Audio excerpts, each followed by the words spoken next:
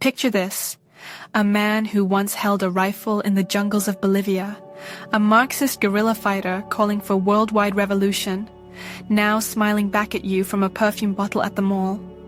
Che Guevara's face, once a symbol of defiance, has become a logo, stamped onto t-shirts, coffee mugs, even iPhone cases. His battle cry against capitalism now pays capitalism's bills. That haunting stare, meant to ignite rebellion, now sells cologne in duty-free shops. So here's the unsettling question. If even the icons of anti-capitalism can be shrink-wrapped and sold, is anything safe? Nike's "Just Do It" feels unstoppable. 3 words that push us past hesitation, that make us believe. But here's the twist. It didn't come from a boardroom brainstorm. It came from the last words of Gary Gilmore, a man strapped to a chair on death row. "Let's do it," he said, seconds before his execution. What should have been a tragic final whisper became a billion-dollar rallying cry. The slogan was scrubbed clean, reborn as a call for athletic glory. The darkness at its roots erased, forgotten. If death and rebellion can be rebottled, rebranded and sold as lifestyle, what can't be? Think of punk, chains, ripped shirts, snarling voices spitting at authority. DIY anarchy, right? Punk started as a raw cry against the system, born in sweaty basements, independent labels, and hand-stapled zines. But here's the twist. The Sex Pistols' infamous shirts weren't stitched in those basements. They were designed, priced, and sold at Vivienne Westwood's chic London boutique. What began as rebellion was quickly packaged as retail. Rage came with a price tag. The safety pins and torn fabrics. Carefully curated, marketed chaos. The revolution was already happening under fluorescent shop lights. Maybe rebellion and consumerism weren't enemies at all. Maybe they were twins, growing up side by side. Then came Pepsi, a brand that once called itself the choice of a new generation, decided it could also be the drink of revolution. Cue Kendall Jenner, mid-fashion shoot, walking into a protest. She hands a can of Pepsi to a cop. The crowd cheers. The protest dissolves into smiles, unity, product placement. One of the most complex struggles of our time, flattened into a soft drink commercial. The backlash was instant, brutal, and global. A brand had tried to hijack pain and turn it into a sales pitch. But was this just tone-deaf marketing? Or was it a symptom of something bigger, a deeper cycle that we keep falling into? The system doesn't kill rebellion, it eats it. Every radical symbol, every dangerous slogan gets swallowed, digested, and spit back out as something you can buy at the checkout counter. A clenched fist becomes a logo. A protest chant becomes a ringtone. Even "Smash the Patriarchy" t-shirts are stitched together in sweatshops by underpaid women. Living proof that contradiction isn't a bug. It's the business model. The fuel isn't authenticity. The fuel is irony. The sharper the contradiction, the faster it sells. So if this cycle is so predictable, is resistance even possible? Skateboarding used to be a crime. Cops chased kids off stairwells.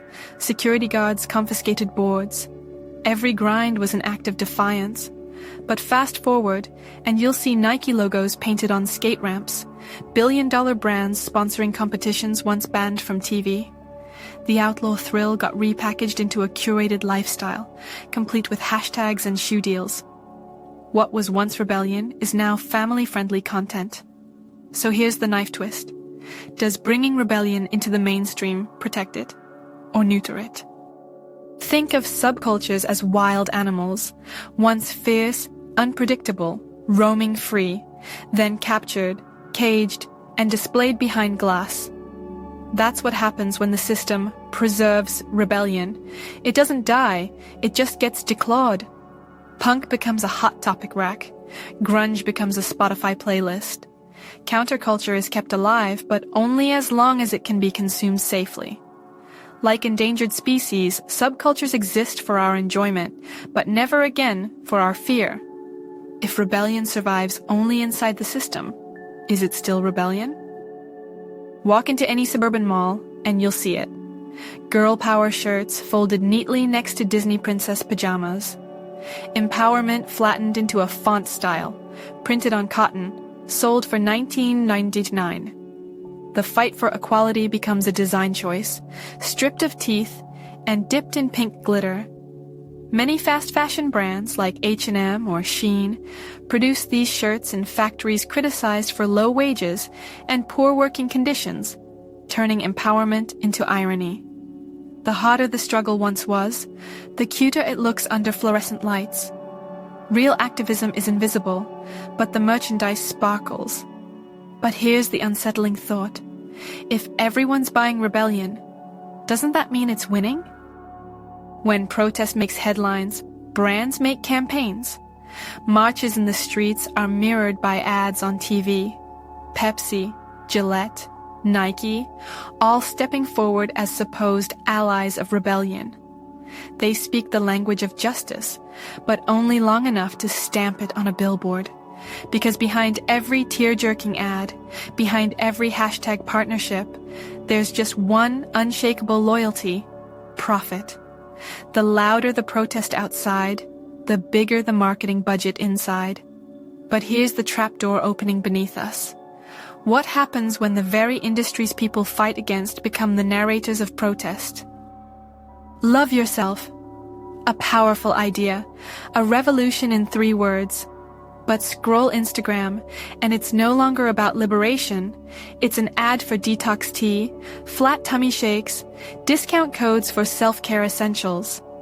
Influencers drape empowerment in filters and hashtags, while the fine print reveals sponsorships and affiliate links. What began as self-acceptance mutates into self-consumption. Love yourself, but only after checkout. So the question stings. Is the real betrayal on the brand? Or on us every time we click buy now? Even outrage has a business model. Documentaries on streaming platforms package injustice into bingeable episodes. Fashion labels roll out limited edition resistance hoodies. Social media platforms rake in ad dollars as rage trends go viral. Every spark of fury gets bottled, priced, and sold back to us. Rage becomes renewable energy for corporations. And every time we tune in, stream, or share, we fuel the cycle. But if even our anger is monetized, how do we escape the trap? Punk, hip-hop, grunge. They were once raw, dangerous, a genuine threat to the establishment, until record labels stepped in with their sandpaper, smoothing the edges, cleaning the language, and rebranding rebellion as entertainment. Suddenly, suburban kids could blast dangerous music without ever feeling endangered.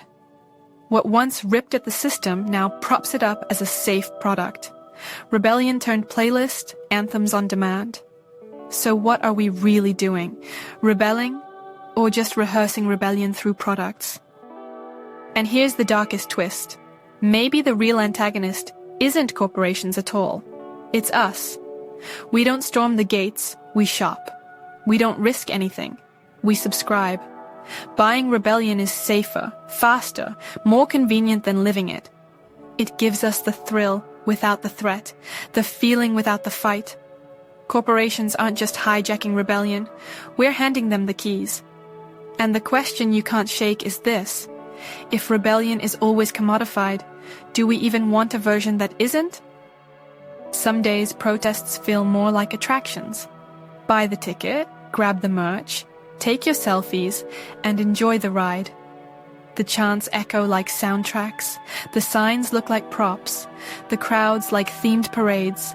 Marches that once rattled governments now sparkle on Instagram stories. Rebellion becomes a day trip, a curated experience you can scroll back to when the adrenaline fades. But here's the bite hiding under the smile. Does that mean protest is fake?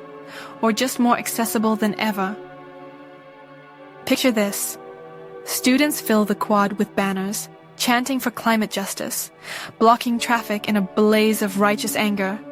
The moment feels electric, urgent. But an hour later, Half of them are lined up at Starbucks, snapping Frappuccino selfies with protest paint still on their cheeks. The irony is almost too perfect. Even rebellion has coffee breaks.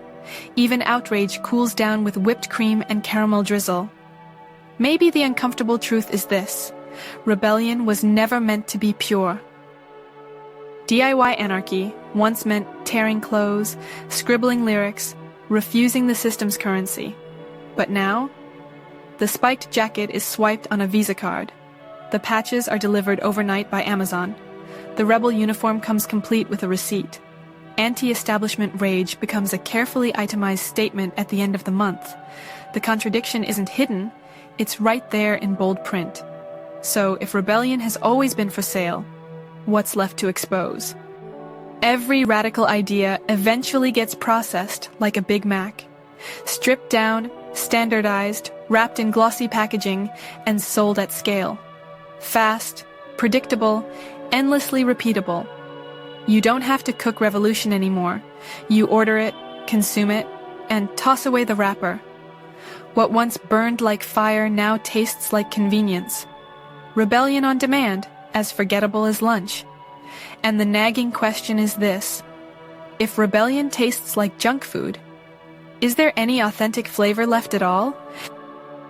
Capitalism's greatest trick isn't defeating rebellion, it's feeding on it.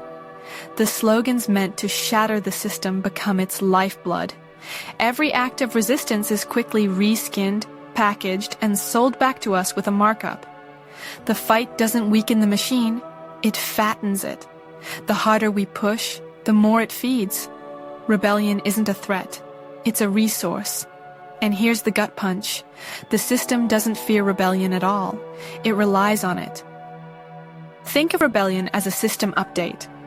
Every time a new movement crashes into capitalism, it isn't deleted, it's patched, absorbed, turned into a feature that makes the system smarter, stronger, harder to break next time.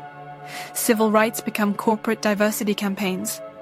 Anti-establishment art becomes ad jingles.